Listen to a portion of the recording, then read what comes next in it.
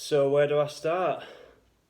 On the run up to meeting my beautiful wife, Amy Rathbone, who saved my life, really.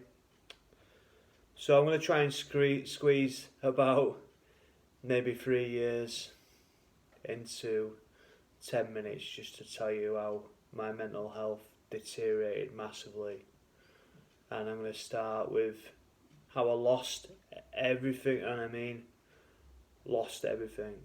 So, at the age of 15 years old, I started playing rugby league for Dewsbury Rams Academy, and then I moved on to Featherstone Rovers Academy, and it didn't work out.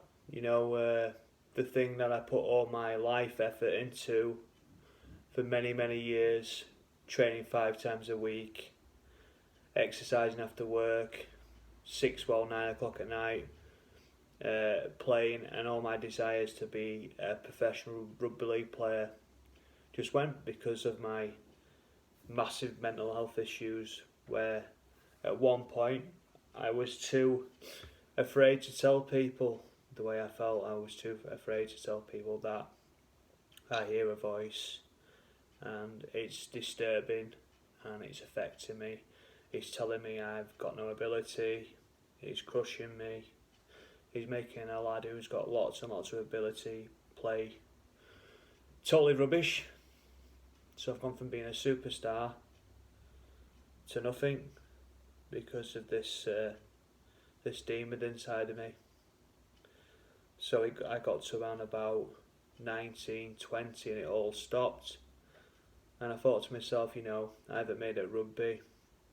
I'm going to apply for the army. So I always had an ambition to go in the army because I'm very regimented. A lot of people do say to me I act like I'm in the army now. And I thought, I'm going to give this a shot. And I didn't get in because I've got asthma. And also they looked into my mental health thing and realised I've got issues. They give me some kind of psychological evaluation, and I did a Spiro test for my breathing and I failed, and they told me to come back in 4 years' time, and life just went on. And at the time I came back from that heavily embarrassed again because a lot of people just getting in the army, anybody was getting in, and I thought, I can't even get in the army. I mean, what is wrong with me? This is where all the kind of like, how can I say it without sounding like, all the people who are a bit lost and stuff and they want to do something with their life, and that's what I wanted to change my life, and I can't even get in. So I came back and I was working in ceramics, and I was just a machine operator, and my boss, I kind of used to get on my boss, and he said there's a supervisor's job going, and I became a supervisor at 20, I think, and I did this for a fair few years, and it wasn't what I wanted it to do, but you kind of like get stuck in a rut, and it came to a point where the job I've been doing for so long, I've been doing it. I'd been there since the age of 16, as well as playing rugby, because obviously rugby doesn't earn you that much money unless you become a superstar. And redundancies came up and it closed down, so I lost my job. And also in that same kind of year, the house we've been living in for 9 years, we got evicted from it, and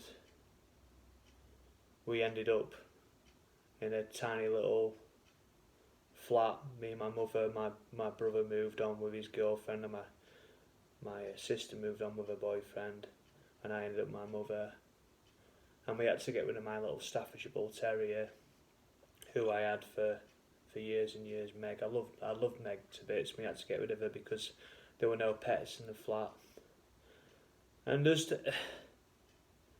it was just like everything got on top of me massively, massively got on top of me. So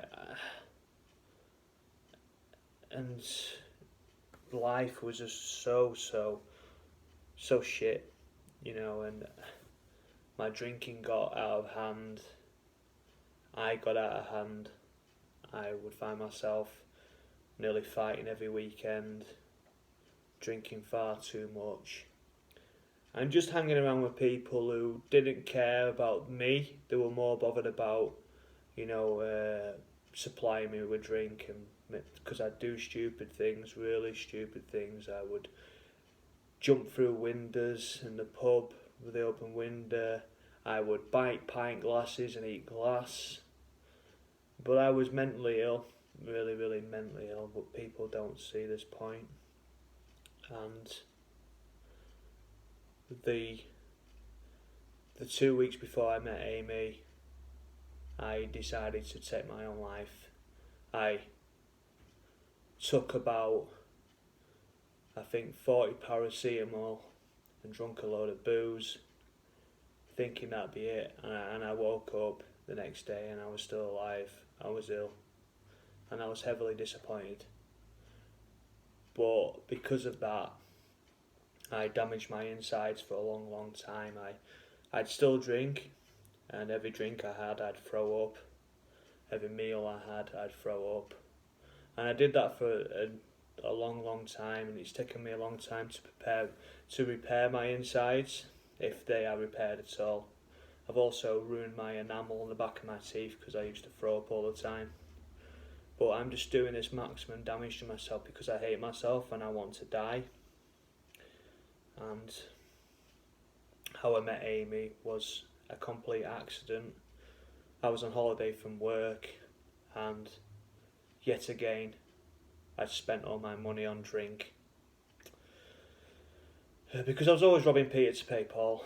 I'd have a bar tab, I'd pay my bar tab off, and I'd drink on it again, pay my bar tab, and I'm talking, I'd drink every night after work, and my bar tabs were sometimes, I'm talking maybe 15 years ago, probably longer, they were only like 90 quid, but it was just like, I'm having to do that all the time, and only getting paid about, £250 a week, and, that was to pay for my rent and stuff, so I never had any money, times were really, really hard. I'd ride to work on a scooter, which was dangerous, with a ball back tyre, but all I cared about was getting to work and earning enough money to get alcohol, because I'm an addict and I just wanted to die.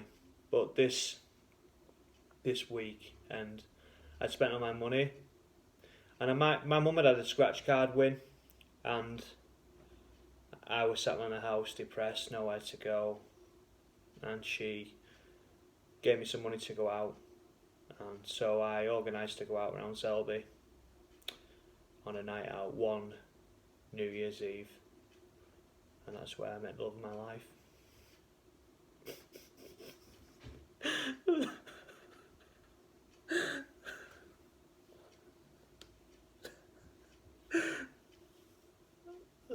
The woman who saved me. See, it was quite strange because we got so many things in common.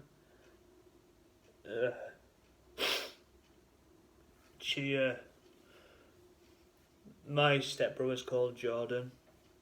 Her brother's called Jordan. She had a dog called Ruby.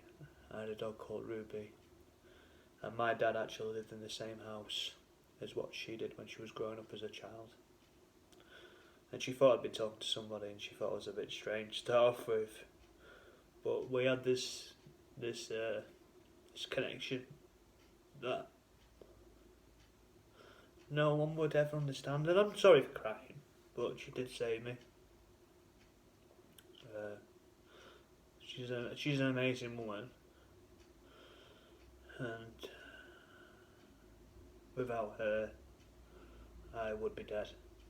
Because she just wasn't bothered about, my failures and what I'd become.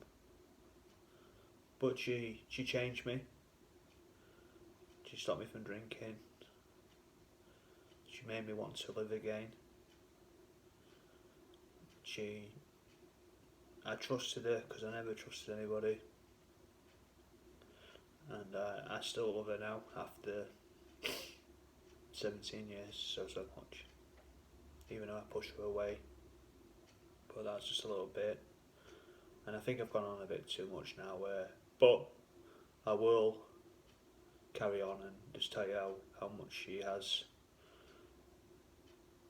changed my life in another story. So goodbye. Stay safe, and I love you all.